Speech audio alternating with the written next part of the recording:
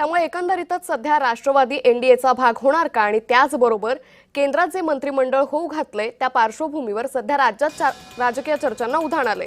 दिल्लीत राजकीय घडामोडींना वेग आल्याचं सध्या दिसून येतंय। सुनील तटकरे यांनी अमित शहांनंतर पंतप्रधान नरेंद्र मोदी यांची भेट घेतल्याचं सध्या पाहायला मिळतंय। तर अगदी 2 दिवसापूर्वीच तटकरेंनी अमित शहा यांची पण भेट घेतली होती।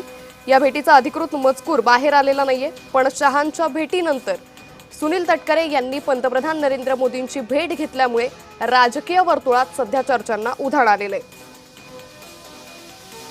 त्यामुळे खासदार सुनील तटकरे यांनी सुरुवातीला केंद्रीय गृहमंत्री अमित शहा यांची भेट घेतली, त्यांच्यानंतर लगेचच खासदार सुप्रिया सुळे यांनीही अमित शहा यांची भेट घेतली होती। तर सुनील तटकरेंनी अमित शहा नंतर पंतप्रधान नरेंद्र मोदी यांची भेट घेतलेली आहे।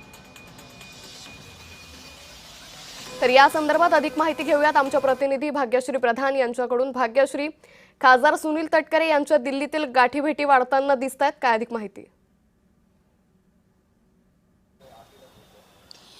नक्कीच आपण बघतोय की खासदार सुनील तटकरे यांनी नुकतीच पंतप्रधान नरेंद्र मोदी यांची भेट घेतलेली आहे। 2 दिवसापूर्वी आपण म्हटलं तसं त्यांनी अमित शहा यांची देखील भेट घेतली होती। तर तिथे जर आपण बघितलं तर सुप्रिया सुळे देखील सातत्याने या मोठ्या नेत्यांना भाजपतल्या भेटताना पाहायला मिळतात। एकीकडे इथे जयंत पाटील स्वतः मुख्यमंत्री देवेंद्र फडणवीसांना देखील 1 आठवड्यापूर्वी भेटलेले पाहायला मिळाले होते।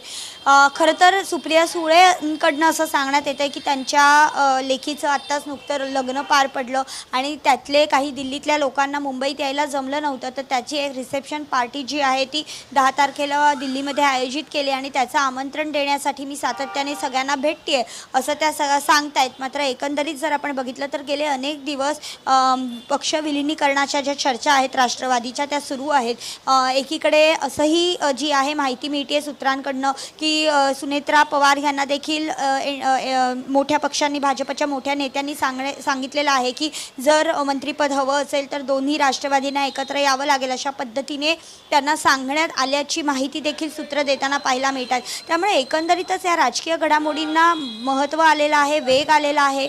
येणाऱ्या मंत्रिमंडळाच्या विस्तारासाठी देखील हे अत्यंत महत्त्वाच्या घडामोडी आहेत। त्यामुळे नेमकं अधिकृत जरी माहिती समोर आली नसली तरी या सगळ्या गोष्टींना बघता हे जे मंत्रिमंडळ विस्तार आहे त्यासाठी हे सगळे प्रयत्न सुरू आहेत का असा प्रश्न थेटपणे विचारला जातोय।